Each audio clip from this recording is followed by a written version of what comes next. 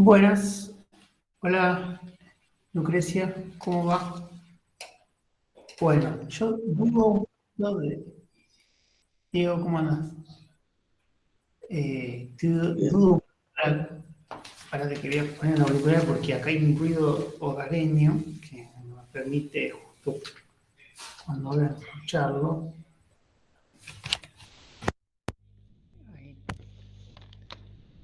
Creo que me deberían escuchar. Les decía que dudo de un poquito la concurrencia del día de hoy por el partido. No sé si ustedes saben si el resto de los compañeros, las compañeras de ustedes iba a asistir, cómo venía la concurrencia. Me imagino que algunos tendrán el tele prendido mientras escuchan la clase. En silencio, pero está. En la silencio está, bueno, listo. Hay un video de un artista uruguayo que se llama Jorge Drexler, que justo le toca dar un recital en un partido del Mundial que jugaba Uruguay contra Alemania, y el tipo se sube al escenario con la guitarra y empieza a relatar el partido mientras tocaba la guitarra, y lo tiene con una sola mano, con una mano sostiene una netbook, con la cual mira el partido, lo sostiene, a veces le muestra al público, y con la mano izquierda va tocando solamente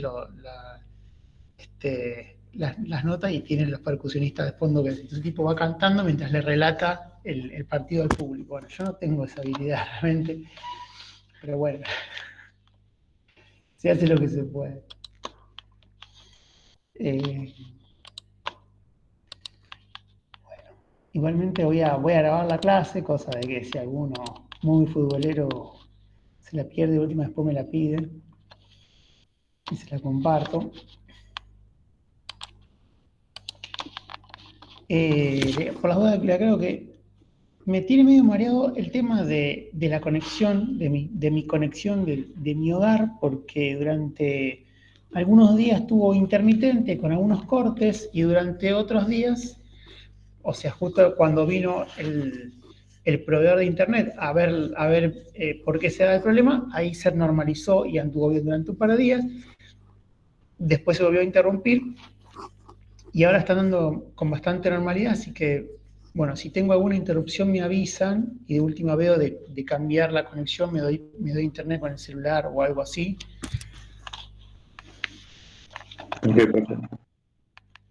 Puede pasar. Bueno. Hoy tenemos la última parte de la unidad 12. Claro, cuando viene el técnico anda bien, exactamente. Sí, sí, igual que me pasa con el auto, que a veces me está pasando que apago el motor, cuando lo vuelvo a prender, no me arranca. Y eso me sucede siempre y cuando no esté el mecánico adelante para verificar efectivamente lo que pasa. Eso es lo que me viene pasando. Me viene riendo un poco, lo técnico se me viene riendo en la cara, pero bueno, ¿qué va a hacer? Nada grave. Bueno, voy a arrancar porque a lo sumo yo creo que se conectarán una o dos personas más. Cualquier cosa, de última me pedirán la grabación. Así que pongo a grabar.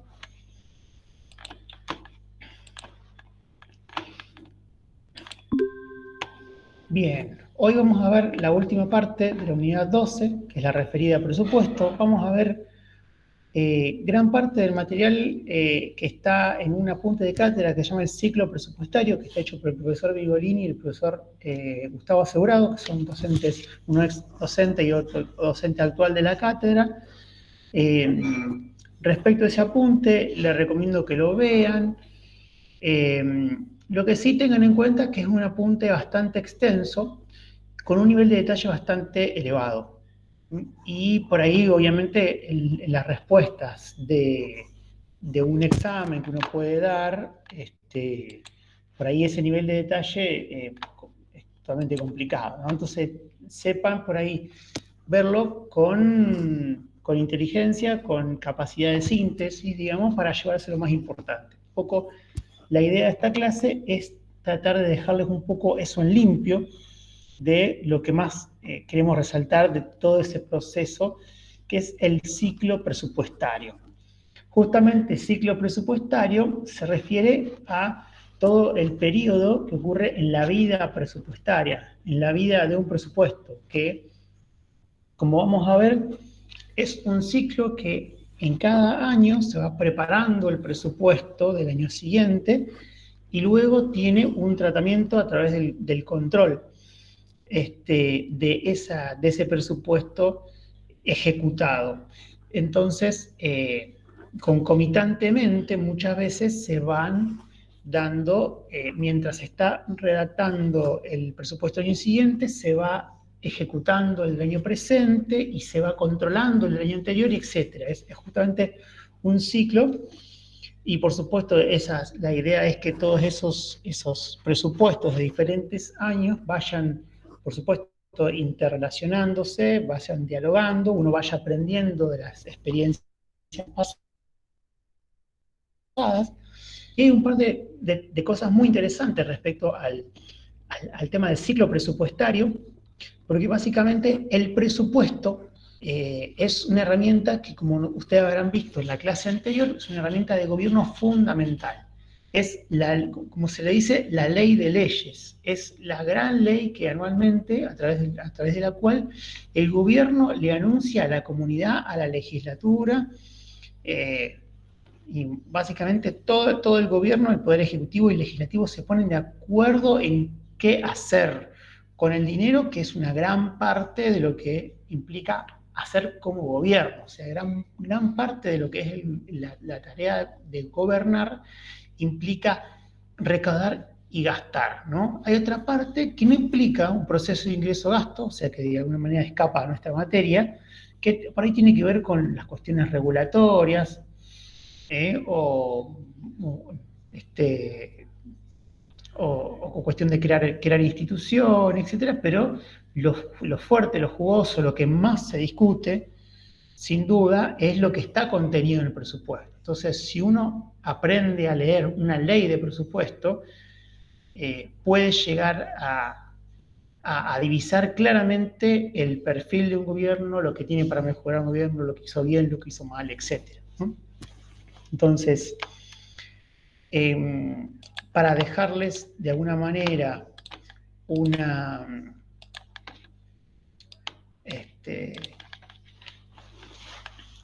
una revisión de esto, nos basamos en, a ver, voy a poner cualquier cosa, por favor me avisan si se llega a cortar. Tenemos el apunte de cátedra del profesor Violín asegurado, como les decía. Hay una publicación del Ministerio de Economía que se va actualizando, en la que la versión que usamos es la del año 94, pero tiene otras publicaciones del Ministerio de Economía que se llama El Sistema Presupuestario Público en la Argentina. Justamente el interés de usar la del año 94 es que en el 94 queda formalmente constituida la gran mayoría de lo que es nuestra legislación en materia presupuestaria, porque justamente quedan constituidas las dos normativas que figuran acá abajo, la Constitución Nacional y la Ley 24.156, que es la ley de justamente administración financiera. La ley que justamente regula todo este proceso, no solamente el presupuestario, sino todo lo que tiene que ver con proceso de ingreso-gasto. Pero en esa publicación del Ministerio de Economía está un poco una interpretación de toda esa normativa. Esta es una explicación bastante didáctica de lo que es todo ese proceso presupuestario en la Argentina. Como verán, esa normativa tiene sus años porque es del año 94, no obstante en su momento fue toda una modernización respecto a cómo se venía haciendo y es de alguna manera una estandarización o una adhesión a cuáles son los parámetros presupuestarios que son recomendados a nivel internacional. Entonces, gran parte de la legislación en esta materia que tiene Argentina corresponde a experiencias también internacionales que Argentina fue recabando y tratando de incorporar. Dentro de la normativa, puntualmente le hacemos hincapié en algunos artículos de la Constitución Nacional, como les decía, la del 94. Hay un artículo 75 que justamente detalla todas las atribuciones que tiene el Congreso de la Nación, y el inciso 8 justamente le atribuye legislar en esta cuestión, que es sancionar el presupuesto. Es decir, es el Congreso, en definitiva la legislatura la que tiene que legislar en temas presupuestarios. Claro, por supuesto, el poder ejecutivo, o sea, el presidente y sus ministros, son principalmente los que elaboran el documento. El Congreso principalmente lo que hace es discutir y dar el perfil, direccionar, rediscutir, discutir todo lo ateniente a ese documento presupuestario. Y la ley 24.156, que antes les mencioné, por ejemplo, en el artículo 10, habla de cuándo es el ejercicio financiero, ¿no? ¿Cuándo se desarrolla todo esto? Bueno, justamente fija el año calendario en el cual se desarrolla, pero por supuesto, como les decía, existen fases antes y después de ese periodo temporal del 1 de enero al 31 de diciembre, que tiene como año financiero un presupuesto, ¿no? O sea, una ley de presupuesto básicamente lo que va a indicar es lo que va a recaudar y gastar el Estado de forma amplia, ¿no? De manera amplia en todo, quiero decir, en todas sus jurisdicciones, desde el 1 de enero hasta el 31 de diciembre. Como les decía, hay algunas funciones que tiene el Poder Ejecutivo y otras el Legislativo. Si nosotros tenemos que dividir este ciclo presupuestario, lo dividiríamos en 4 grandes etapas. Esto como para que se lleven algo, digamos, como para encarar ese apunte que les digo que es bastante exhaustivo, ¿no? Una etapa primera de preparación y formulación, que la hace principalmente el Poder Ejecutivo, es decir, el presidente y sus ministros y algunas reparticiones en particular, van a levantar esas necesidades de gasto y esa previsión de recursos que tienen y se la van a presentar al Congreso, con lo cual va a haber una aprobación y sanción por parte del Poder Legislativo como segunda etapa de este ciclo. Posteriormente habría una ejecución, o sea, estamos hablando ya entrando en ese año calendario, en ese año financiero. Esa ejecución va a estar sin duda hecha por el Poder Ejecutivo, es quien ejecuta justamente ese presupuesto, y posteriormente va a haber una acción de control, tanto por parte del Poder Ejecutivo como del Poder Legislativo. Ustedes me van a decir, pero profesor, ¿cómo? ¿Y el Poder Judicial que no tendría que hacer esa parte de control? Bueno, en realidad el Poder Judicial tiene sus atribuciones en tanto haya algunas presentaciones que le atanan en cuanto a judicialización de toda esa actividad financiera. O sea, todo esto que el Poder Ejecutivo y Legislativo hicieron, puede haber una instancia que se judicialice. No obstante, aunque nada se judicialice, hay instancias en que el propio Poder Ejecutivo se controla su propia ejecución y el Poder Legislativo, desde afuera, por eso se le dice control externo, el Poder Legislativo va a controlar lo que hizo. O sea, se hace un documento con todo lo ejecutado, se hacen análisis, comparaciones con lo previsto, se hacen auditorías puntuales de legalidad, de cumplimiento de formalidades, de cumplimiento de principios presupuestarios, etc. Hay toda una gama de controles que eso está muy bien detallado en la ley de administración financiera, la 24.156, muy detallado qué cosas hacen cada órgano. Pero aunque no entre el Poder Judicial, hay una importante tarea de control de los dos poderes. Lo que queremos que se lleven el limpio de cada una de estas etapas son estos 4 ítems que están acá abajo. Uno es, ¿en qué consiste cada etapa? En general, como para que ustedes me puedan decir, bueno, la aprobación y sanción consiste en tal cosa, ¿no? ¿Qué organismos participan? Y con esto no solamente decimos el principal actor de poder ejecutivo y legislativo, sino dentro de cada uno de esos poderes hay, por ejemplo, comisiones dentro del Poder Legislativo o hay oficinas dentro del Poder Ejecutivo. Por ejemplo, la Oficina Nacional de Presupuesto dentro del Poder Ejecutivo es un gran actor de la parte de preparación y de la parte de ejecución y de control. O sea, la Oficina Nacional de Presupuesto, como una oficina dentro del Poder Ejecutivo, hace una función importante esto. Y también cuándo deben realizarse. Porque justamente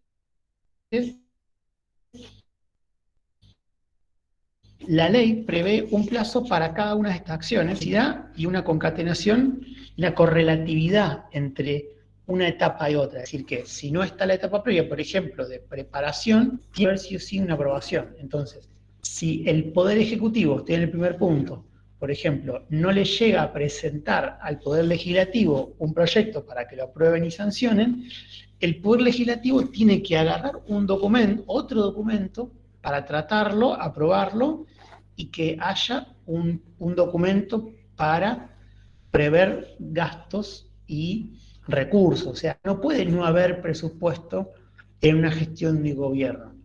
No puede, porque no hay justamente, no está la herramienta financiera que le permite la ejecución de todas las funciones que tiene el Estado. Sin dinero no se puede hacer nada, básicamente, en parte del sector público. Entonces, entrando puntualmente en la etapa esta de preparación y formulación, por ejemplo, nosotros tenemos una subdivisión dentro de esta gran etapa de preparación de presupuesto. Podríamos decir que primero hay una elaboración de un cronograma de acciones que sucedería alrededor de marzo del año previo, por ejemplo, en marzo de 2021, se empezó a preparar el cronograma de acciones para la presupuestación del año 2022. Hay también una definición de política presupuestaria previa que se estima ocurre entre abril y junio, y elaboración de anteproyectos de presupuesto y elaboración de posterior proyecto de ley de presupuesto. Es decir, primero se elabora un anteproyecto y luego un proyecto. Justamente el anteproyecto funciona como un insumo que luego tiene que ser armonizado, compaginado entre todas las necesidades de de todas las reparticiones públicas para que se pueda elaborar una ley de presupuesto. Cuando mencionamos una ley de presupuesto, porque, bueno, como verán, este proyecto de ley presupuestaria tiene que estar elaborada entre julio y agosto, de modo que al 15 de septiembre se pueda presentar, o mejor dicho, se tiene que presentar en la legislatura. O sea, la siguiente etapa, que es el tratamiento, tiene que iniciar el 15 de septiembre.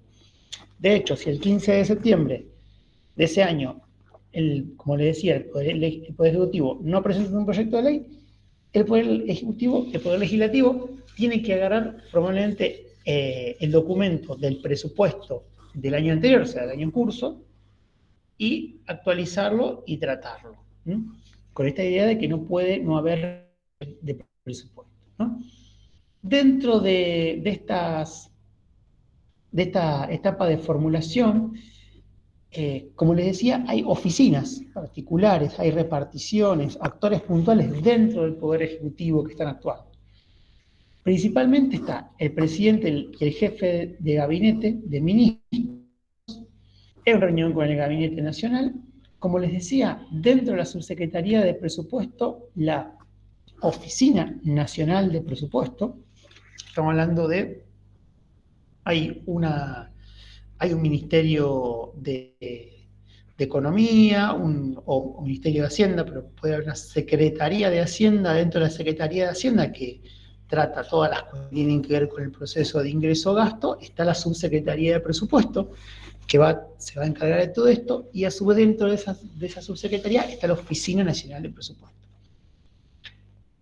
Y a su vez tenemos un tercer actor, que en realidad son muchísimos actores, que son unidades ejecutoras de los organismos. O sea, estos son múltiples reparticiones de cada una de las direcciones que tienen su función específica y que tienen encargadas la ejecución de cada uno de los presupuestos de esos organismos. Estamos hablando de probablemente cientos o miles no sé si miles, pero cientos seguro, de unidades ejecutoras de cada organismo referido a múltiples necesidades de salud, de educación, de cultura, de economía, regulatoria, etcétera, ¿no?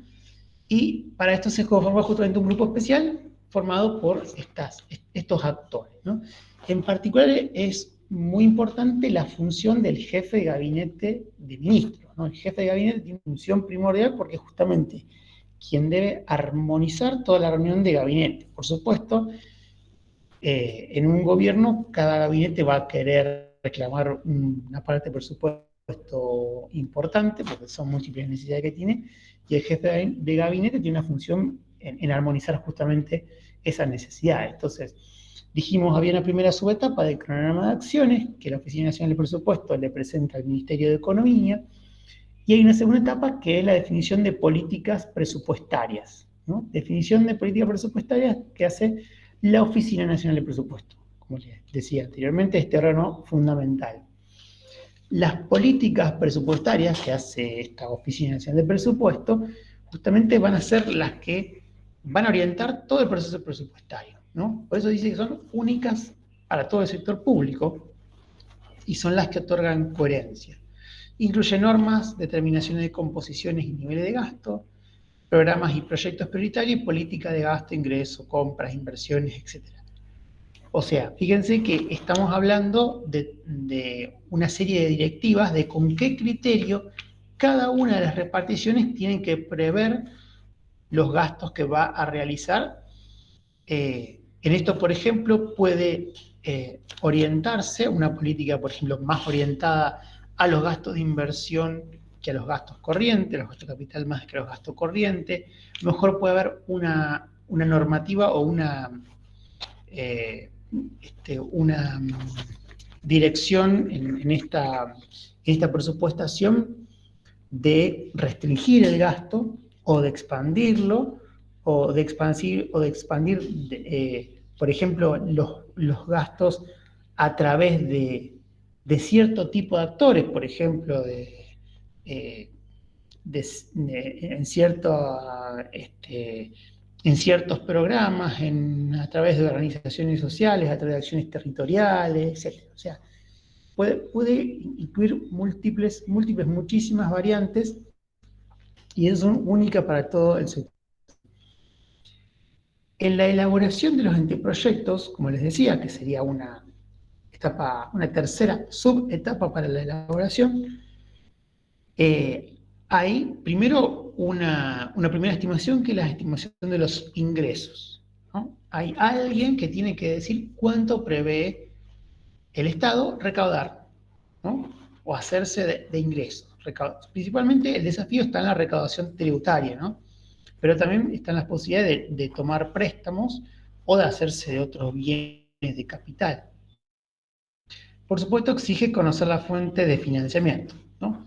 O sea, tenemos que conocer la evolución histórica, la estacionalidad y evolución de variables que afectan las bases disponibles. Si en algún momento ustedes, por ejemplo, futuros contadores, llegan a trabajar para alguno de los organismos que realizan presupuestación, que puede ser tranquilamente que suceda eso, deberán conocer, por ejemplo, el comportamiento de las fuentes tributarias, deberán conocer, por ejemplo, qué estacionalidad tiene determinados tributos, deberán conocer la evolución más a largo plazo que pueden llegar a tener y qué variables pueden afectar determinados ingresos.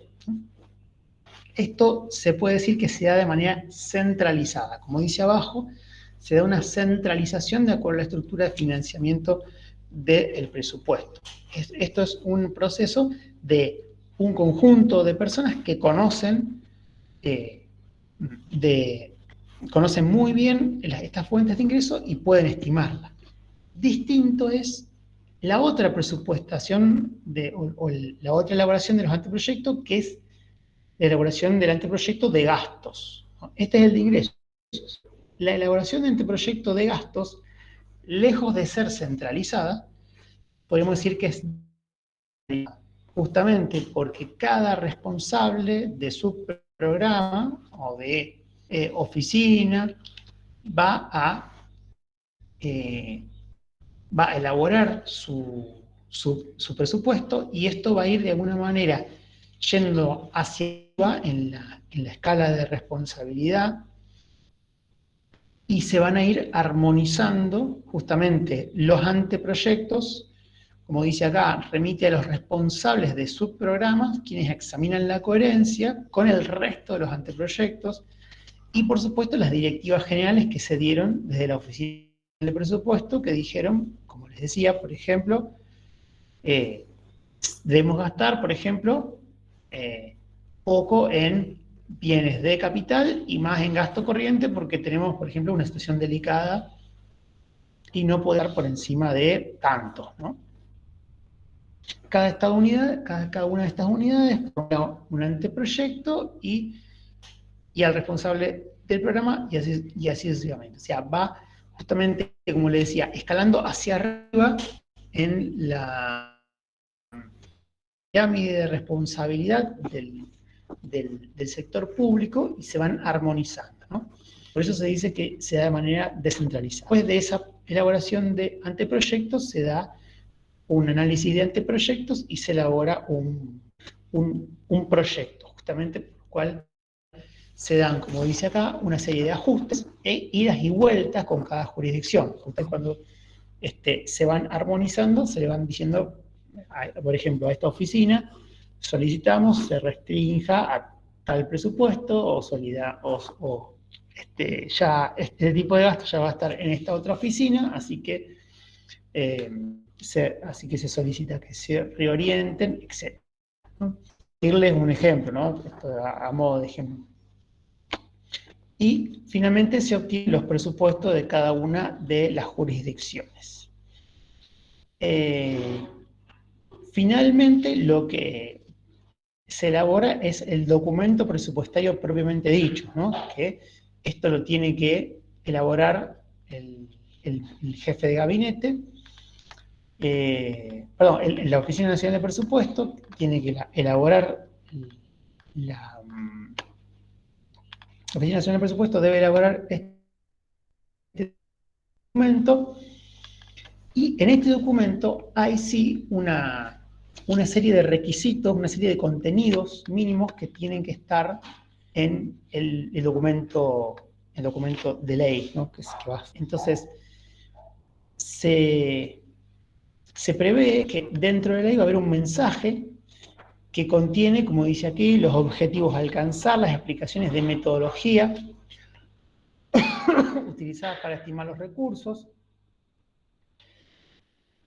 y también un análisis, un diagnóstico de la situación económica del país y cuadros estadísticos de proyecciones que fundamenten la política presupuestaria. O sea, acá es donde de alguna manera en este mensaje, que es lo primero que uno va a encontrar en una ley de presupuesto, se va detectando el perfil de política económica que tiene cada gobierno y el diagnóstico que está realizando. O sea, en general es muy interesante leer este mensaje porque básicamente es justamente la voz de quienes elaboraron el presupuesto y quienes están dirigiendo los destinos de todo ese dinero. Esto es básicamente el detalle, título 1, título 2, presupuesto de recursos y gasto de administración central, presupuesto y recursos de organismo descentralizado. Esto es lo que detalla textualmente el artículo 19 de la Ley de Administración Financiera, ¿no? Esta ley que les dije que es básicamente la que regula toda la actividad financiera del Estado, dice básicamente cuál es el contenido mínimo que tiene que tener y así es como se vienen formulando los presupuestos. Si uno mira todos los documentos presupuestarios, tienen esta forma y esto permite justamente la comparación de un año a otro y permite un análisis bastante prolijo y exhaustivo de toda la acción presupuestaria que va a tener el gobierno. Para que vean un poco más en concreto de qué se trata esto, si ustedes mismos o mismas si ustedes mismos se buscan en internet, Oficina Nacional de Presupuesto, entran en el organismo, en la página del organismo, acá van a encontrar las leyes de presupuesto, ¿no? Acá está el proyecto de ley presupuesto 2021, pero acá están los presupuestos anteriores, ¿no? Acá van a encontrar de años anteriores y tenemos las previsiones, o sea, las leyes de presupuesto y las ejecuciones, o sea, lo que finalmente se hizo después de ocurrido, ¿no? Entonces, por ejemplo, tenemos la ley de presupuesto, por ejemplo, vamos al 2021, acá tenemos el mensaje de remisión, que es el que les decía, ¿no? Que tiene que tener, el cual el Poder Ejecutivo dice básicamente con qué criterios se hicieron, las proyecciones, qué se piensa, qué proyección hay respecto a, como verán, por ejemplo, objetivos estructurales del gobierno nacional, el contexto económico, acá habla de la pandemia, por supuesto, probablemente haya algún diagnóstico y algunos escenarios del nivel de precios y de la evolución del tipo de cambio, que eso suele ser una variable fundamental de análisis, y como también les decía, las prioridades de política presupuestaria, o sea, que se están priorizando. Lo lógico, por ejemplo, es que al momento del 2020, cuando se elaboró la política presupuestaria de 2021, se haya priorizado, por ejemplo, el tema salud pública, por ejemplo, o habiendo observado algunos indicadores sociales de pobreza, pérdida de empleo, etcétera, se hayan ajustado algunas cuestiones, ¿no? Esto lo pueden ver y realmente tiene un lenguaje bastante bastante alcanzable, no suele ser algo difícil de leer. Bien, bueno, termino de mostrarle esto, porque después del mensaje de remisión está el proyecto de ley, que el proyecto de ley ya tiene una forma justamente de ley, ¿no? Si bien está dividido en capítulos, de acuerdo a lo que dice la ley de administración financiera, que justamente dice qué contenido tiene que tener, está en forma de articulado y cada articulado se refiere a una parte fundamental de esta parte presupuestaria. Entonces, primero nos referimos, por ejemplo, al presupuesto de gastos corrientes y de capital, en el artículo 1. En el artículo 2 se refiere al cálculo de recursos. El artículo 3, por ejemplo, se refiere a gastos figurativos. Seguramente, acá está, el resultado financiero deficitario, ya dice, mira, este año vamos a estar perdiendo esta cantidad de dinero. En el artículo 4 van a explicar cómo se van a hacer de esos montos que vamos a perder, básicamente. Y después hay otra serie de articulados que a veces pueden cambiar, ¿no? A veces van cambiando, incluso van surgiendo, y acá es también donde podemos ver el tema de las políticas, de los principios presupuestarios. O sea, esos principios presupuestarios que vimos en la clase anterior, que decimos, bueno, el presupuesto tiene que tener unidad, acuciosidad, periodicidad, etcétera, todo eso en el articulado se suele de alguna manera poder diagnosticar, ¿no?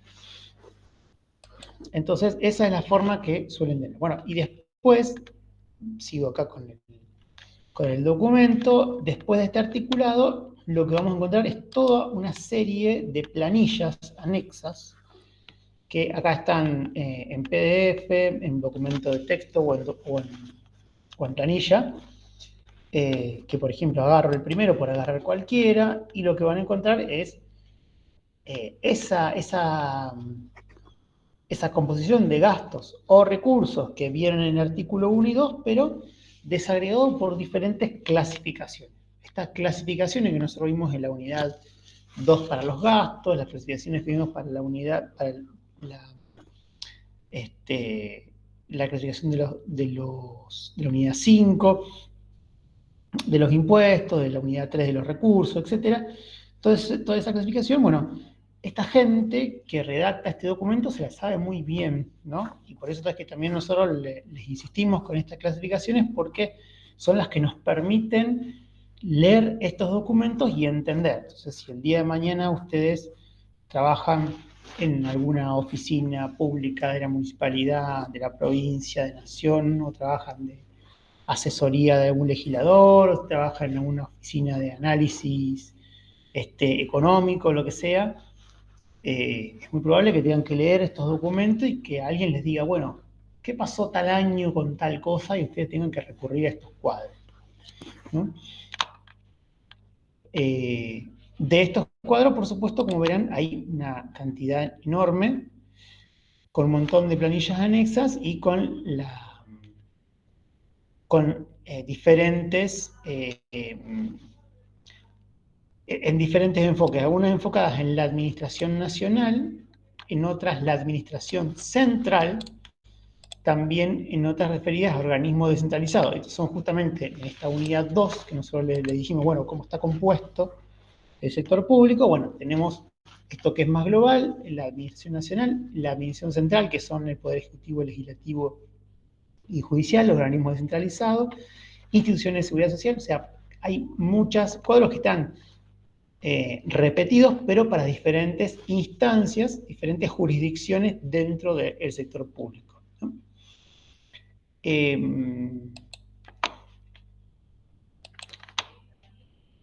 Bien. Entonces, esta es la forma, y todo este documento básicamente está previsto en la ley de administración financiera y dice qué capítulos tiene que tener, ¿no? Llegado un punto, digamos, de esta preparación del documento, el Poder Ejecutivo va a presentar en la legislatura, como les dije, el 15 de septiembre, la tiene que presentar antes del 15 de septiembre en el, en el Congreso, y puntualmente va a tener un tratamiento en la Cámara de Diputados, ¿no?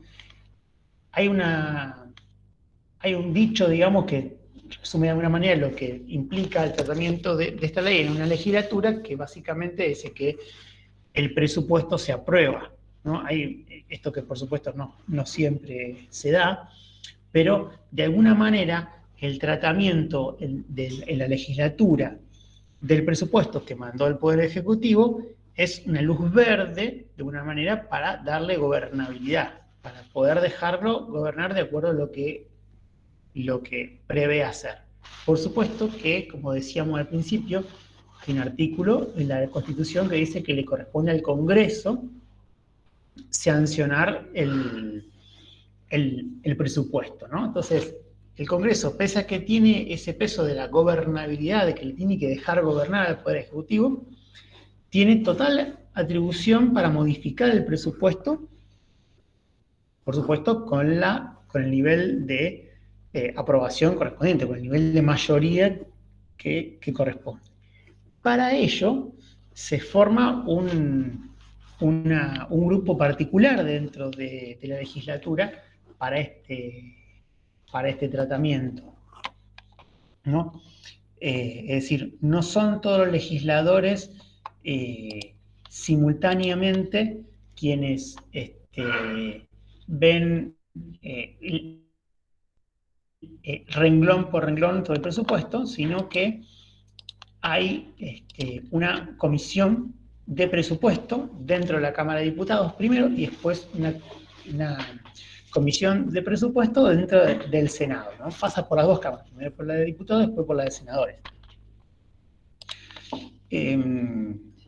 La dinámica que se presenta en principio para el tratamiento de esta ley de presupuesto es justamente que pase a esta comisión de presupuesto, que esta comisión de presupuesto haga las modificaciones y tenga el diálogo correspondiente con el jefe de gabinete de ministros para pedir explicaciones, para pedirle ampliaciones, para hacerle correcciones.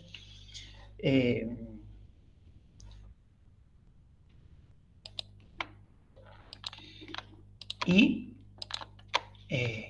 por supuesto que finalmente puede acceder o no. Si tuviéramos que hacer una segmentación, una división dentro de lo que es dentro del ciclo presupuestario, lo que es esta segunda etapa de discusión, aprobación y sanción del presupuesto, primero diríamos que es una presentación del proyecto por parte del Poder Ejecutivo, después de un tratamiento del proyecto en la Cámara de Diputados, primero un tratamiento en general y después un tratamiento en particular. Esto, por supuesto, previo verlo, como les decía, en la comisión correspondiente. Después un tratamiento en el Senado de la Nación y posterior promulgación. Cuando veíamos esto del tratamiento en la Cámara de Diputados, una vez que tiene un dictamen de la Comisión de Presupuestos de la Cámara de Diputados, va a pasar al recinto, va a pasar a esa oficina, a ese recinto grande de la Cámara de Diputados, donde todos los diputados van a levantar la mano y van a decir si están de acuerdo en que ese sea el presupuesto que va a manejar el gobierno el año siguiente. Y este tratamiento de la ley se hace en dos partes. Primero, en general, es decir, si se aprueba en general el documento, y después, en particular, por artículo, ¿no? Que ahí es donde uno empieza, se pueden hacer objeciones respecto a artículos en particular. Por ejemplo, les mostraba que en este articulado, por ejemplo, dentro de esta ley, por decirles cualquiera, agarro cualquiera al azar. El artículo 13 dice, restablécese la vigencia del Fondo Nacional de Incentivo Docente, creado por la Ley 25 y sus modificaciones por el término de un año. Bueno, algunos legisladores podrán decir, mire, el artículo 13 no lo queremos aprobar porque no queremos que siga la vigencia del Fondo Nacional de Incentivo Docente, así que en ese caso el artículo 13 puede no ser aprobado, pero el resto del documento en general sí. Eso es un escenario totalmente posible. El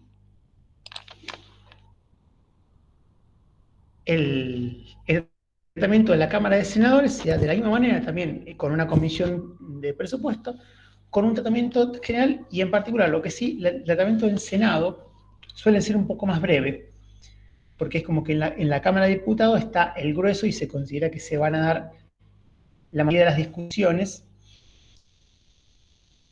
una cuestión de que es justamente la Cámara de origen, donde se van a dar la mayoría de las modificaciones. Esto más o menos ya lo dijimos, no quiero entrar en tanto detalle.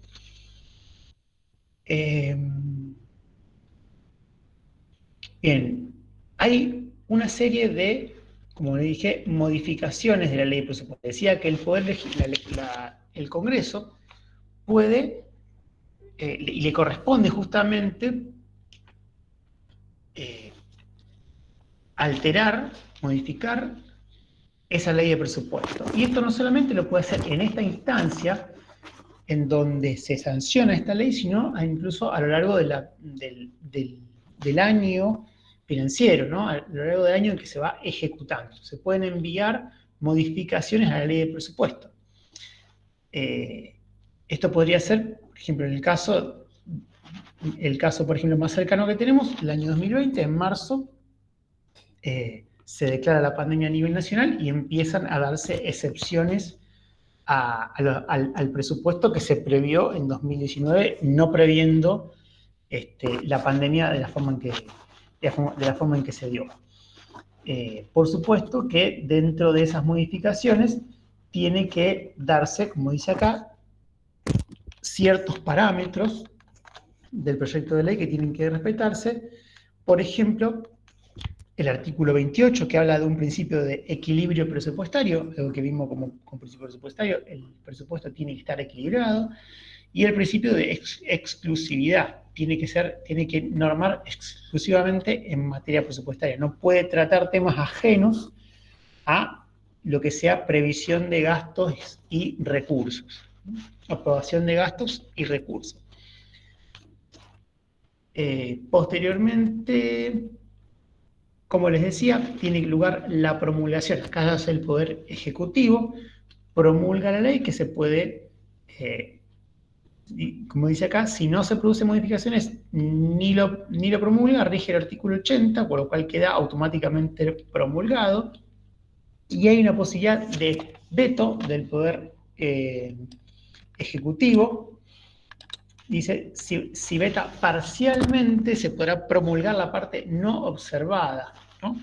El Poder Ejecutivo puede pararse y decir, de la ley de presupuesto que ustedes, los legisladores, me mandaron, yo puedo vetar parcialmente una parte,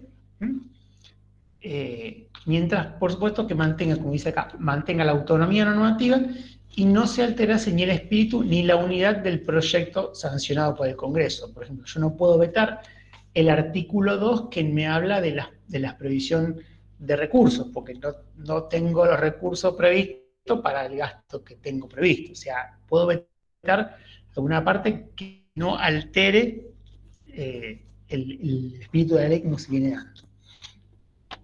Y bueno, tiene un tratamiento posterior que, bueno, no vale la pena tanto entrarse, ¿no? Dentro de la ejecución, esto le va a pasar bastante por arriba porque creo que lo pueden leer tranquilamente del apunte, ¿no? La ejecución del presupuesto aprobado tiene como subetapas, primero, una distribución analítica de los créditos. ¿Qué quiere decir una distribución analítica de los créditos? En esa previsión al detalle descentralizada que vimos que había tenido los gastos, hay sin duda un detalle de cuánto puede disponer de fondos en cada etapa, en cada mes, por lo menos en cada trimestre, cada una de las unidades ejecutoras, cada una de las direcciones, de las subsecretarías, secretarías, ministerios, etcétera. Por lo tanto, al estar ya dividido de esa manera, se puede hacer una distribución analítica de créditos. Puede asignarse directamente, contablemente, un crédito que tiene cada repartición para disponer, ¿no? Después, que ese dinero esté disponible, por supuesto, es otra cosa. Pero sí tiene un crédito. Una vez hecha esa distribución analítica de los créditos, hay una coordinación de la ejecución, ¿no? Hay una programación inicial anual de la ejecución y hay programaciones de cada trimestre. Cada trimestre del año se va haciendo una programación, porque también cada trimestre también se va haciendo una rendición y se va haciendo una contabilización. Como les decía, también en esa etapa, durante el curso de la ejecución del presupuesto, ya estando en el año, se pueden dar modificaciones presupuestarias como la que les mencioné, por ejemplo, en el caso de ocurrir una pandemia. También las modificaciones presupuestarias pueden venir tanto del Poder Ejecutivo como del mismo Poder Legislativo. En ese caso, como les decía, tiene que prever, por ejemplo, algo muy importante, el principio de equilibrio. Si yo voy a aumentar los gastos previstos, por ejemplo, porque me ocurre una pandemia, tengo que crear los recursos correspondientes. Tengo que decir de dónde va a salir esa plata extra que tuve que pagar. Y esto de alguna manera puesto analíticamente o puesto teóricamente, podemos decir que primero viene la ejecución del presupuesto de recursos y después la ejecución del presupuesto de gastos. Esto está en un orden por una cuestión de exposición, pero por supuesto que van siendo concomitantes. Mientras se va recaudando, se va gastando y muchas veces se gasta antes de recaudar. Por eso algunas veces hay déficit de caja. Pero básicamente el curso normal de la ejecución presupuestaria implica por lo menos estas etapas, ¿no?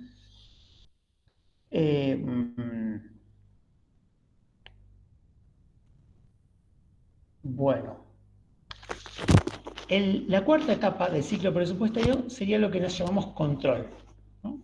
Esto que les decía que no le corresponde en principio como está previsto en esta ley de administración financiera para el Poder Judicial, sino que incluso el Poder Ejecutivo internamente, o sea, dentro de su misma ejecución, hace un control y el Poder Legislativo, como órgano externo de control de esa ejecución, hace su control. Por eso se habla de un control interno que está a cargo, como dice acá, de estas tres reparticiones. La Oficina Nacional de Presupuesto, como este órgano rector de todo el proceso presupuestario, las unidades de auditoría interna de cada una de las reparticiones del Estado, cada una de esas unidades de ejecutoras, en muchas partes del Estado hay unidades de auditoría interna. Y por último también la Sindicatura General de la Nación.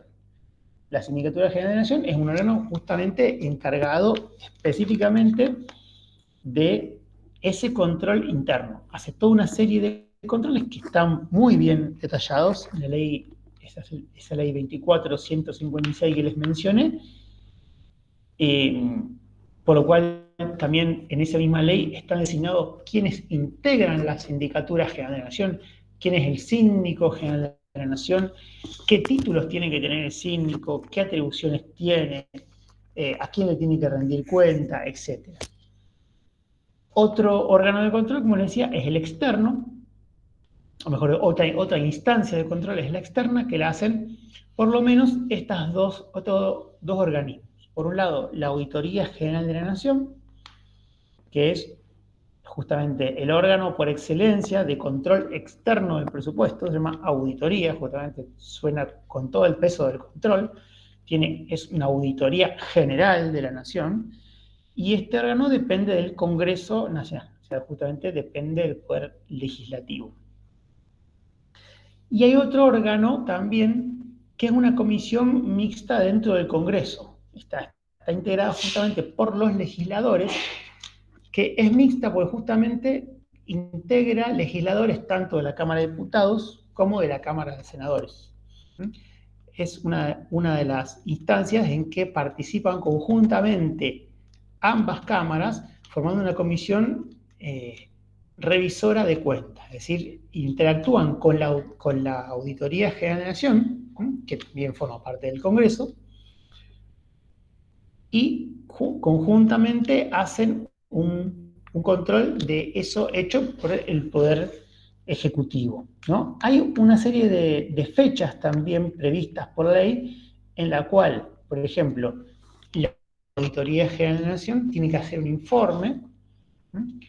Y la comisión parlamentaria, esta conjunción de legisladores de ambas cámaras, tiene que hacer un dictamen respecto a ese informe. O sea, de alguna manera, la auditoría le da el insumo a esta comisión parlamentaria para que haga su despacho, porque justamente al Congreso le corresponde decir si efectivamente eso está bien o mal, lo que se ejecutó, ¿no? Efectivamente, luego de ejecutada todo ese dinero, luego recaudado y gastado esos fondos, tiene que haber un documento que se llama cuenta de inversión, que acá tenemos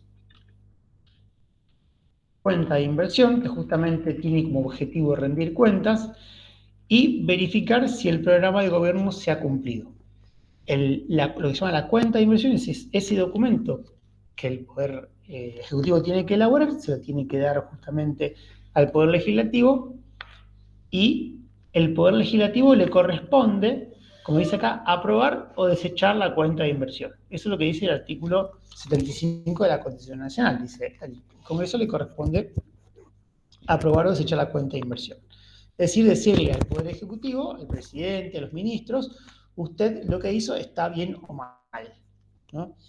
Esa acción legislativa de aprobar o desechar la cuenta de inversión viene un poco irregular en el tiempo. Si ustedes miran, de alguna manera, lo que vino ocurriendo, perdón, voy a ubicar un poquito por acá, lo que vino ocurriendo con la temporalidad o eh,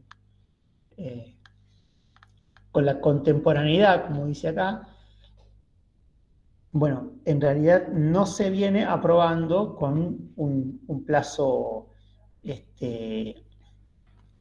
razonable, ¿no? Por ejemplo, las cuentas de inversiones del año 90 se aprobaron en el 94 y se fue dando, como verán acá, un sucesivo retraso, tal así que la del 93 se aprueba 5 años después, el año 98.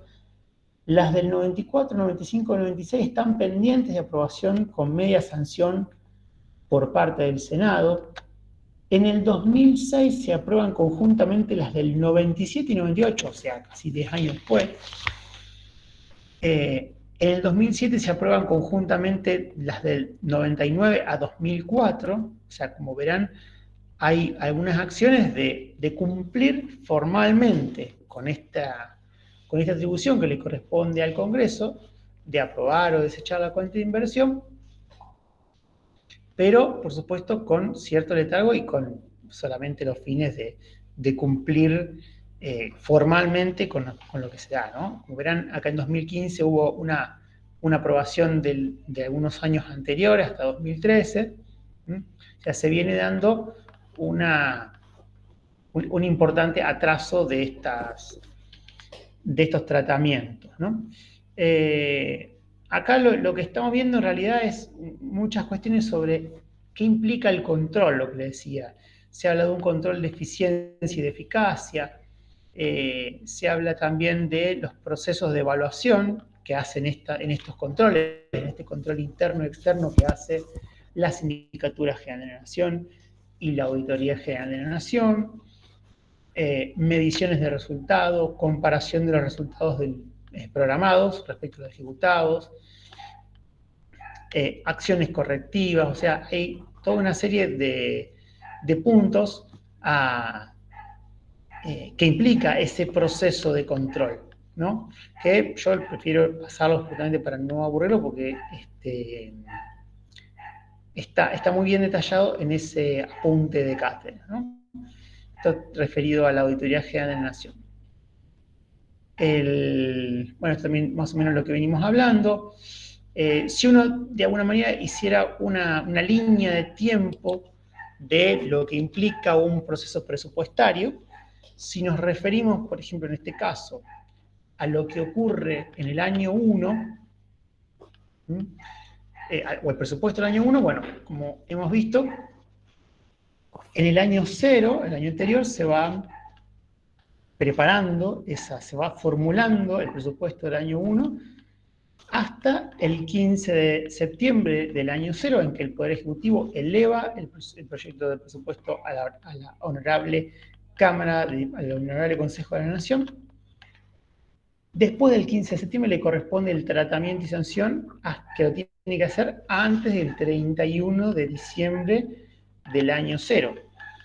Si el Poder Ejecutivo al 1 de enero del año 1 no tuviera a su disposición una ley de presupuesto aprobada, lo que tendrá que hacer es utilizar la ley justamente del año anterior, haciendo los ajustes correspondientes para, por supuesto, las actualizaciones en cuanto a nuevos proyectos, actualizaciones de recaudaciones, actualización tributaria, etcétera, pero el Poder Ejecutivo debe empezar el año financiero con una ley para empezar a distribuir los créditos presupuestarios, ¿no? A lo largo del año 1 se van ejecutando, como dice acá, y se van haciendo modificaciones del presupuesto del año 1. El 31 de diciembre cierra el ejercicio y a partir de allí tiene que empezar a confeccionarse la cuenta de inversión, ese documento de ejecución presupuestaria que tiene que ser presentado al Congreso antes del 30 de junio del año 2, en este caso. Entre el 30 de junio del año 2 y el 1 de mayo del año 3, el año siguiente, la Auditoría General de la Nación debe emitir opinión sobre la cuenta de inversión del año 1. O sea, esta entidad rectora del control externo, justamente esta unidad que depende del Congreso para el control de este proceso presupuestario, tiene este periodo del 30 de junio al 1 de mayo del año siguiente para revisar todo lo actuado por parte del Estado y emitir un dictamen y posteriormente el 1 de mayo del año 3, la Comisión Parlamentaria Mixta Revisora de Cuentas eleva su dictamen sobre la cuenta de inversión del año 1 a ambas cámaras y le corresponde en este caso al Congreso decir, bueno, si la aprueba o la desecha, ¿no? A ver, hago un parate acá, no sé si se viene entendiendo, si tienen alguna duda. Sí, los veo, sí. Bien, si está ganando Argentina, eso también sería... yo no soy futbolero para nada, pero a lo mejor lo quieren compartir. Si quieren gritar un gol, está todo claro, dice Lucrecia. Bueno. ¿Algún gol para festejar, por casualidad? 0-0. 0-0. Bueno, entonces, hablando de los nervios, perfecto. Bueno, perfecto. Vamos a desarrollar la última parte de esto.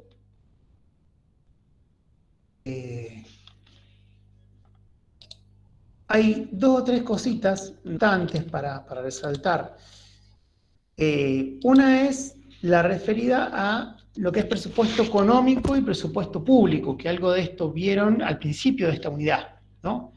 Acá hay una descripción que nos dice que puede suceder que un presupuesto público esté muy balanceado, muy equilibrado, pero puede que la actividad económica de un país pueda estar fuertemente desbalanceada, ¿no?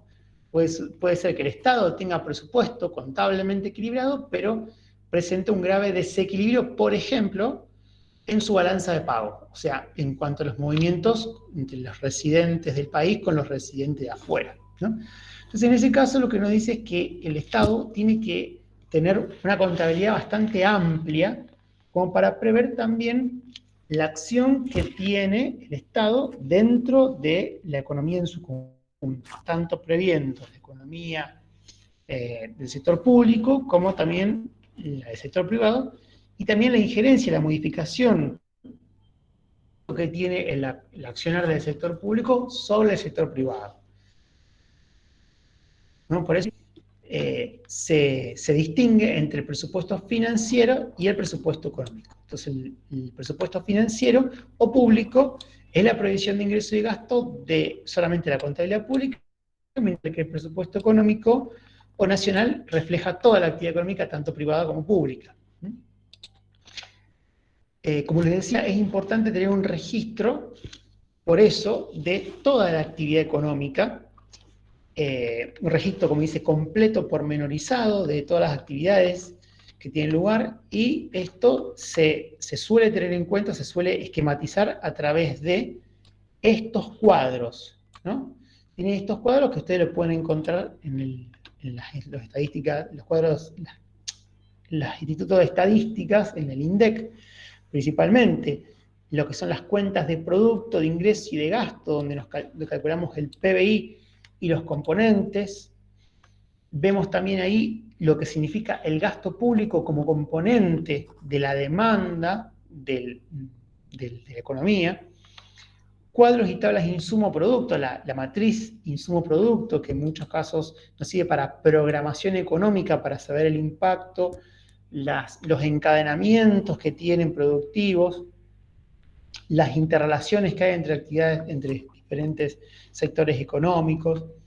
Por supuesto, la contabilidad de balanza de pago, esto que les decía, la cuestión de las transacciones entre residentes y no residentes, y por supuesto, cuestiones monetarias y cambiarias que, por supuesto, tienen influencia muy grande sobre la salud de la economía. Y también, por supuesto, balances sectoriales nacionales, de sectores puntuales. Todo eso, básicamente, tiene que ser también tenido en cuenta, y justamente lo que engloba eso es un sistema de contabilidad gubernamental, ¿no? Las cuentas sociales, como dice acá, bueno, permiten monitorear seguir el comportamiento de la economía, efectuar análisis macroeconómico, formular políticas, hacer comparaciones internacionales, por supuesto, y por eso es que se llama a este gran conjunto de todas estas herramientas, los órganos que lo están midiendo, los procedimientos técnicos que tienen, justamente se llama el sistema de contabilidad gubernamental. Es algo que está previsto en nuestra legislación y el órgano rector de ese sistema de contabilidad gubernamental es la Contaduría General de la Nación, ¿no? Oficina Nacional del Presupuesto como órgano rector del proceso presupuestario. También tenemos un sistema de contabilidad gubernamental regido por la Contaduría General de la Nación.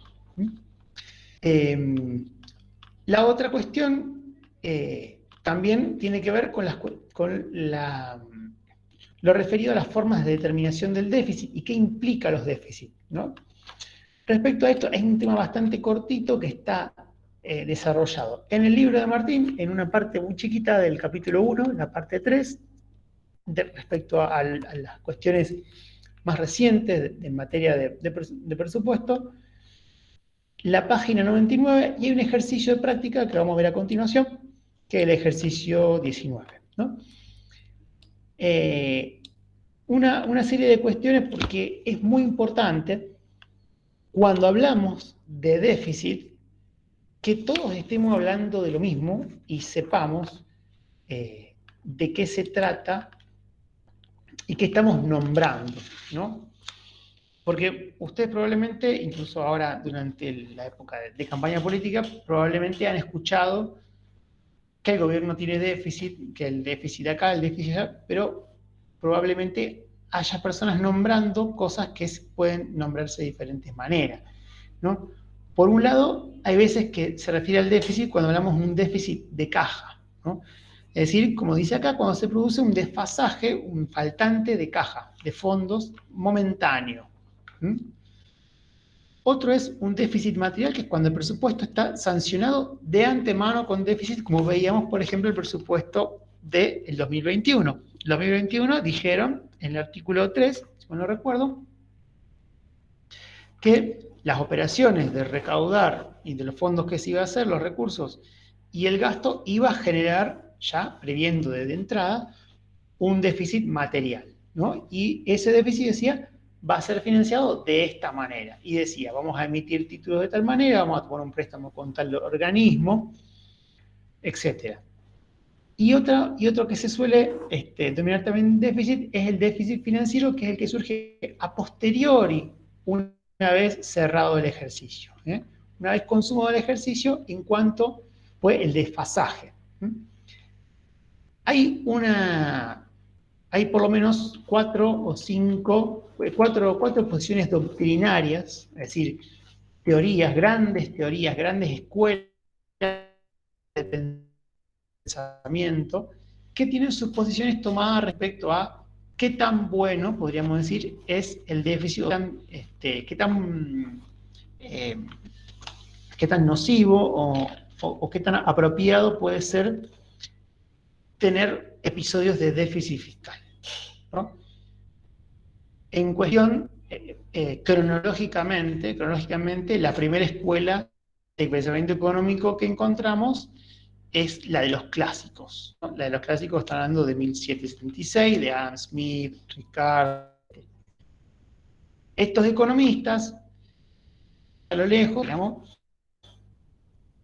propugnan alcanzar un equilibrio reduciendo al mínimo la acción del Estado. Como sabemos, clásica lo que prevé es una acción bastante reducida por parte del Estado y con una mínima injerencia en la actividad económica, de modo de no alterar las decisiones que son propias de los agentes económicos, porque a través de la libre elección de los agentes económicos se iba a generar un óptimo social. Decía. El óptimo para la sociedad se va a lograr con la libre acción y estamos buscando sus propios beneficios. Es más, decía Smith, el Estado en realidad a través de la acción se crearían privilegios comerciales y monopolios y el Estado resultaría derrochado. Entonces, la consecuencia iba a ser el déficit, y esto debe ser financiado con préstamos internos, que en realidad había una previsión de que si el Estado le iba a pedir prestado a las personas, esos fondos en realidad hubieran sido, de alguna manera, iban a ser destinados al crecimiento de la economía, al crecimiento de la industria, del comercio. Entonces, en definitiva, está recayendo sobre las generaciones futuras esa carga. Cuando hablábamos en la clase, el martes pasado, hablábamos del efecto de la deuda pública. Bueno, una de las cuestiones era la carga, la redistribución generacional. Para los clásicos, tomar deuda para el Estado era trasladar a las generaciones venideras una carga que era justamente privarlas de esa inversión que iban a hacer los inversores si el Estado no se las pedía prestadas. Otros economistas, como Say, también adherían a esto, una deuda improductiva, y lo que admitían es solo una moderada deuda podía ser tolerada, y siempre y cuando sea invertida en obra pública, ¿no? Esta cuestión de una correspondencia entre los recursos extraordinarios, que eran la deuda, con los gastos extraordinarios, que eran las inversiones o la atención de catástrofes, ¿no? Cuestiones extraordinarias, ¿no? Lo extraordinario tenía que ser, los recursos extraordinarios tenían que ser destinados a los gastos extraordinarios, y los recursos ordinarios a los gastos ordinarios. Tiene que haber una correspondencia. Posteriormente, podemos decir, podríamos ubicar más o menos en 1930, los principios keynesianos. Esto dicho brevemente, para no andar en tanto detalle, que esto está explicado acá, pero diferentes autores como Hansen o Ava Lerner hablan siempre de la cuestión del Estado compensando, por eso habla de hacienda compensatoria,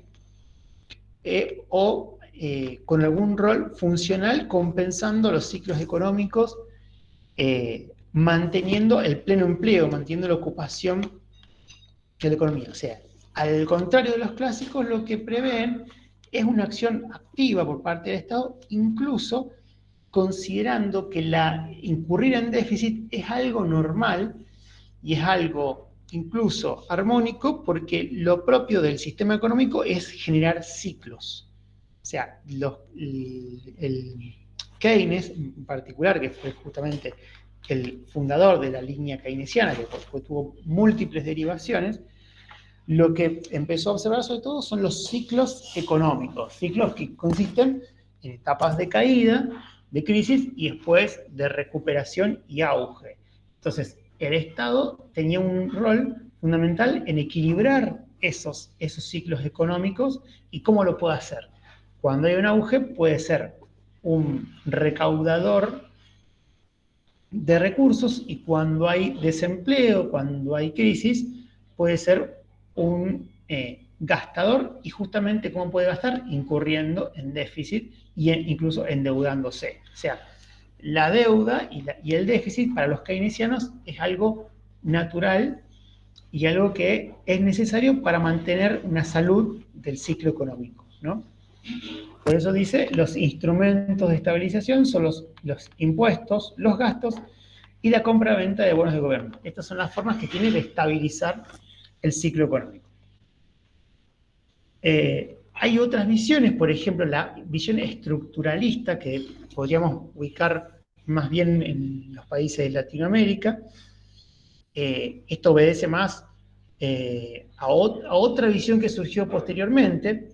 Se podría ubicar más bien alrededor de la década del 50, 60, en Latinoamérica, cuando empezaron a ver que los países más atrasados tenían cuestiones que había una presión hacia el desfinanciamiento, había una presión que era estructural, había una cuestión que estructuralmente el Estado generaba constantemente episodios de déficit. Esto, por supuesto, a usted a lo mejor le suena por su propia vivencia, ¿no? Esto es que el gobierno le cuesta muchísimo mantener un superávit. Entonces, esos economistas, hace bastante tiempo, vieron que había unas cuestiones que generaban una presión al déficit, ¿no?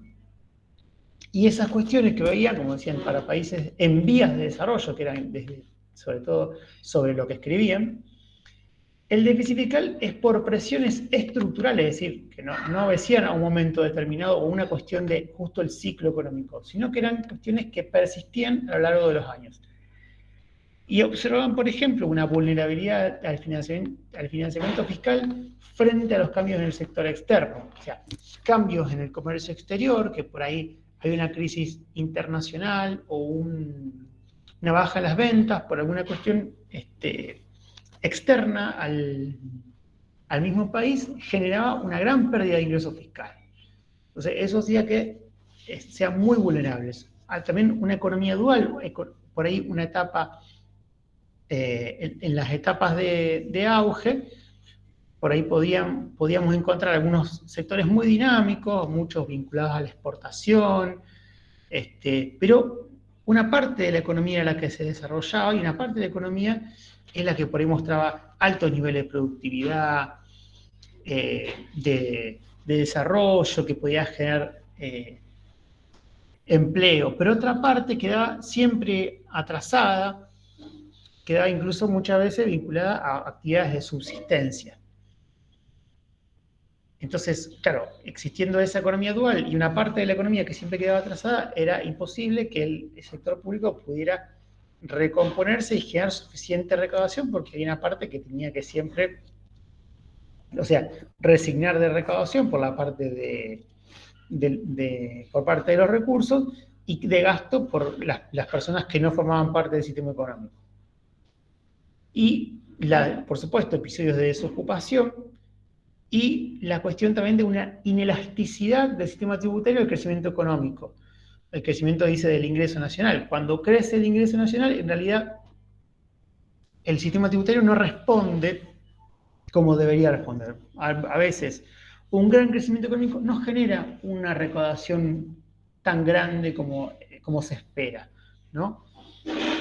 Y eso es toda una cuestión de presión. Y la cuarta doctrina que podría posicionarse sobre esto es la posición socialista, que podríamos ubicar alrededor de 1914, probablemente, principio del siglo XX, que se corresponde con un tipo de Estado muy diferente, con una gran presencia, pero no tanto en las actividades que conocemos nosotros de ingreso-gasto, sino a través de nacionalización, estatización de empresas, principalmente, una gran concentración de la propiedad en manos estatales, ¿no?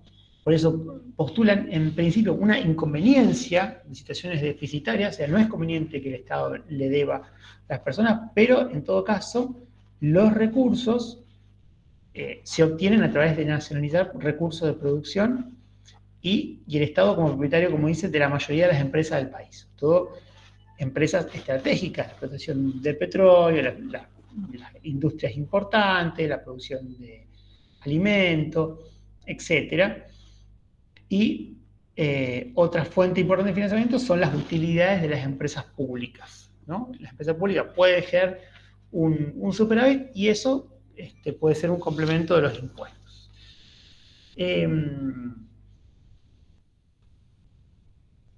Vamos a ver un poquito el ejercicio, como les decía, el ejercicio 19 de la práctica, para ubicarnos en lo que sería una determinación del déficit, ¿no? Lo que nos propone acá es, dice, estoy en el ejercicio 19 del cuadernillo de práctica, dice, formas de determinación del déficit fiscal. Dice, dados los siguientes datos extraídos de la ejecución presupuestaria correspondiente al país A, y nos da toda esta serie de identidades, ¿no? de estos datos, ¿no? Este ejercicio, luego de darnos todos estos datos, nos dice, construya el esquema de ahorro, inversión y financiamiento del sector público de este país. En el marco de esta construcción, defina el déficit del sector público contemplando todos los gastos e ingresos premencionados. Es decir, me dice, teniendo en cuenta todos estos elementos, construya, por un lado, el esquema ahorro, inversión, financiamiento del sector público, que esto es una construcción que ustedes pueden encontrar incluso en las leyes de presupuesto. Si ustedes incluso miran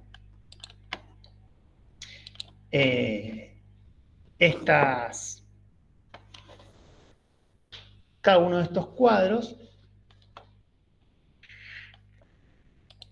a ver si lo podemos ver, esto no lo habían identificado, pero es muy probable que dentro de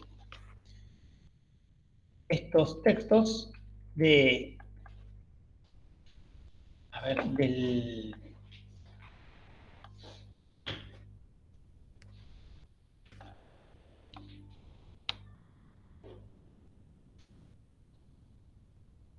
cuenta de ahorro, inversión, financiamiento. Acá tenemos un ejemplo. ¿Ves?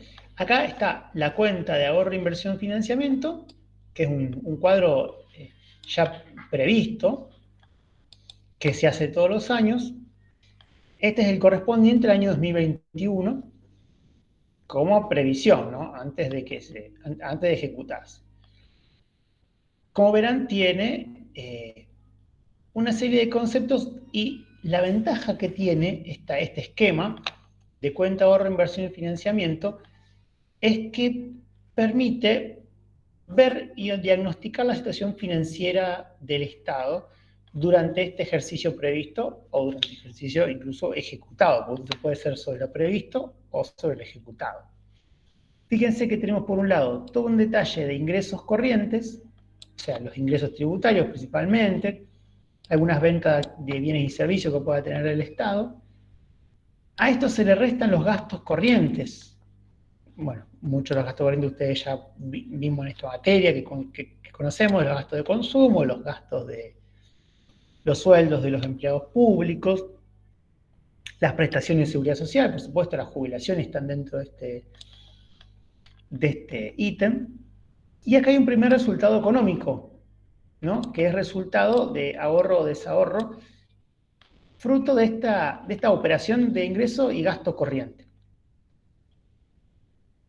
Después se empiezan a contemplar dentro de este cómputo las cuestiones que no son corrientes sino de capital. Entonces se le pueden empezar a contemplar los recursos de capital y los gastos de capital, ¿no? Que por supuesto los recursos van a significar un menor déficit y los gastos van a significar un aumento del déficit. Y acá hay resultados parciales. Después van a tener las fuentes financieras, que son justamente de dónde extraje, digamos, lo que me faltaba para llegar a cubrir todos los gastos que yo tuve. Después de obtenido mis recursos, de dónde tuve que sacar. En este caso hubo una disminución de inversión financiera. Liquidé algunos activos financieros, por ejemplo. Contraje deuda, por ejemplo, endeudamiento público, incremento de otros pasivos. En este caso, el gobierno tuvo que endeudarse, por ejemplo, en 6 billones de pesos para la administración central, y aplicaciones financieras, que es justamente lo que se hicieron de aplicación de excedentes o de activos financieros que justamente se erogaron, ¿no? Aplicaciones. Bueno, este esquema justamente es lo que sintéticamente, muy sintéticamente, hace el ejercicio y nos da como pequeños títulos en resumidas cuentas, ¿no? Nos pide que construyamos este esquema. Para eso justamente nos basamos en lo que dice el libro de Martín, lo que les mencionaba, y lo que hace acá es construir estos mismos esquemas, pero en forma de cuadro, generando estos resultados parciales de lo que sería un déficit. En primer caso tenemos el desahorro público, que esto que decíamos que es contemplando la parte de gastos y recursos corrientes. Después, cuando empezamos a contemplar las cuestiones de de capital como inversión real, inversión financiera o ingresos de capital, tenemos un resultado que es la necesidad de financiamiento, que acá me está dando también lo que yo necesito hacerme de fondos para quedar de alguna manera equilibrado este presupuesto. Entonces acá hay otro lado, digamos, la otra parte de esta necesidad de financiamiento es justamente de dónde obtuve ese financiamiento. En este caso tengo las fuentes de financiamiento por ahorro externo o interno, ¿no? Yo le pedí prestado a un ahorro interno o externo por 3.750, por lo cual fueron de crédito a corto plazo 550 y crédito neto a largo plazo 3.200, y hubo unas fuentes de financiamiento por crédito del Banco Central de menos 300, ¿no? O sea, además de todo esto que le pedí prestado a los que tenían ahorrado, además le pedí al Banco Central 300, que serían 300 millones, eso, algo así. Por lo tanto, el remanente a financiar es cero. Esta es la forma de ordenamiento y de identificación de las formas de déficit que tuvo este gobierno hipotético, este estado hipotético, luego de estos montos que nos detalló. O sea, nos detalló el gasto y recurso corriente, la inversión real, la inversión financiera, los ingresos de capital y los créditos a largo y corto plazo y el financiamiento con el Banco Central. O sea, estos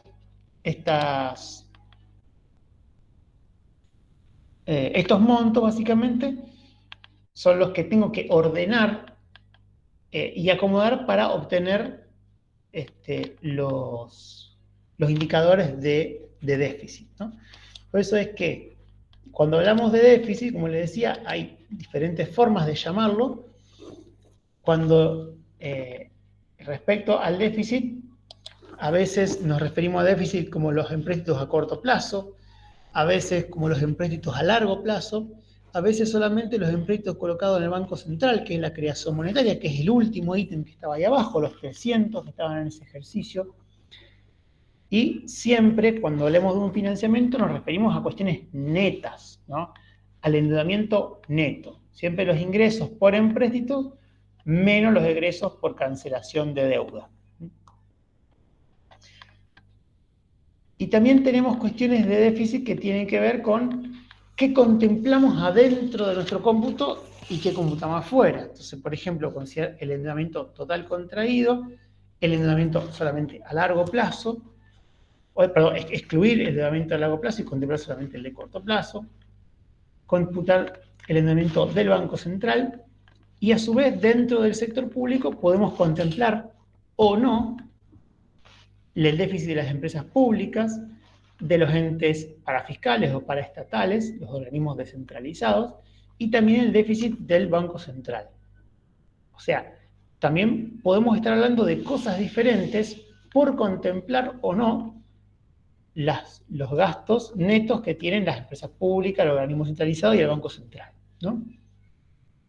Por eso, si uno tiene que hablar de cómo determinamos el déficit, tenemos que considerar tres cuestiones. Por un lado, las derivadas del ámbito del sector público, esto que veíamos antes. Si contemplamos todo el sector público, también los organismos centralizados, el Banco Central, etc. Por otro lado, también las derivadas del momento o periodo de imputación de los gastos y recursos, o sea, cuándo se consideran ejecutados los recursos y los gastos, que tiene que ver con aspectos más temporales, y de cuáles gastos se incluyen o no. Esto es lo último que les comento, el tema de las derivadas del momento o periodo de imputación. Si yo le pregunto, ¿cuándo se considera ejecutado un gasto? Cuando el Estado está comprometido a realizar el gasto, cuando un gasto se devenga, o cuando efectivamente el dinero sale de la caja del Estado. Porque es muy diferente que el Estado liquide una determinada factura, que se comprometa al pago, a que el gasto efectivo, a que el dinero salga efectivamente de caja. Lo mismo les podría preguntar, ¿cuándo se considera ejecutado un recurso para el Estado? O sea, en esa ejecución presupuestaria, yo puedo considerar ejecutado un recurso efectivamente recaudado cuando el Estado liquida, por ejemplo, un impuesto, o cuando efectivamente le entra dinero a su tesoro, a su tesorería. Bueno, esos son unos problemas derivados del momento en que se imputa recursos y gastos. Yo lo puedo computar o cuando se devenga o cuando se ejecuta, tanto gastos como recursos. Por eso es que en este tema del momento de imputación hay, de alguna manera, así como le decía, el momento de se devenga o se perciben, hay dos métodos, digamos. Acá lo que estoy poniendo en la diapositiva es justamente en materia de ejecución de recursos, se devengan ante un derecho de cobro a favor de la jurisdicción o entidad, se perciben cuando los fondos ingresan, y en materia de gastos se comprometen cuando un funcionario aprueba la aplicación de recursos y se devengan cuando surge una obligación de pago por la recepción de conformidad, o sea, cuando efectivamente ese dinero sale. ¿Qué sistema se usa, podemos utilizar en nuestro país? Bueno, de alguna manera esto para la solución de esto se usan dos grandes sistemas, ¿no?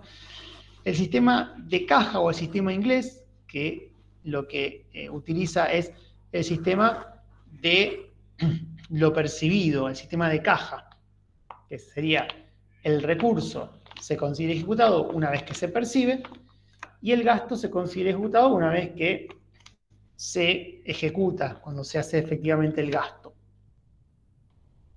Mientras que el sistema opuesto, que sería el sistema francés o el sistema de lo devengado, se considera un recurso cobrado cuando se liquida un determinado derecho o cobro y el gasto se considera comprometido justamente cuando se compromete a la aplicación de recursos. Entonces hay una afectación preventiva. Eso sería a través del sistema francés. ¿Qué sistema utiliza nuestro país? Bueno, el sistema que prevé la ley de administración financiera lo que considera es que los recursos se consideran recursos apropiables al ejercicio los que se prevean recaudar y los excedentes de ejercicios anteriores, o sea, el criterio de lo percibido o de caja, o sistema inglés. Mientras que para los gastos tienen el sistema francés o el sistema de lo devengado, llamado sistema de competencia jurídica, ¿no? O sea, usan diferentes sistemas, el sistema de caja para los recursos y el sistema de devengado para los recursos, para los gastos, perdón. Entonces, de alguna manera se considera la combinación más conservadora, digamos. Considero solamente que tengo un recurso una vez que entró y considero que tengo gastado un determinado gasto una vez que ya me comprometí a hacerlo.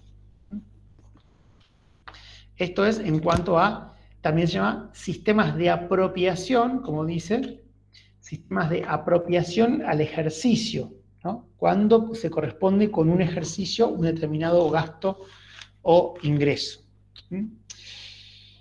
Bien. Bueno, lo que seguía acá es justamente ese ejercicio de práctica, que lo pueden ver, esto está transcrito del libro de Martín, que es básicamente lo mismo que está en el ejercicio de práctica. Lo que les propongo es que vean este ejercicio, traten de realizarlo, de resolverlo ustedes, por más que sea solamente ordenar los términos, pero sin duda implica un ejercicio de identificar el orden en que se presenta y dónde se presentan los diferentes déficits dentro de la contabilidad pública. Bien, lo principal de este tema creo que está volcado. Como les decía, de este tema, la gran mayoría, digamos, está en el libro de Martín con el apunte de cátedra, así que no van a tener ningún inconveniente. Eh, Cualquier duda que tengan, por supuesto, me pueden escribir. Cualquier cosa, creo que tienen mi email, ya se los detallé en clases anteriores. Ah, bueno.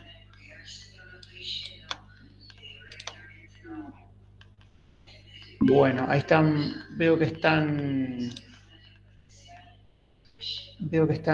poniendo en el chat las, las asistencias.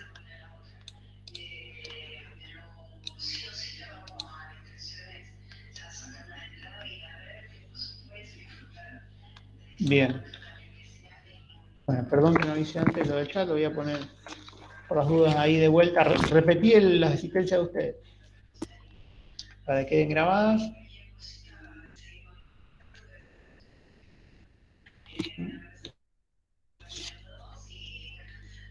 Bueno, cualquier cosa, yo sigo acá. Si me quieren consultar algo, como sigo de este tema, cualquier otro tema de la materia que tengan duda.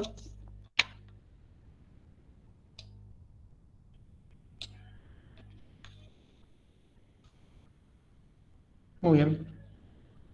Muchas gracias, chicos.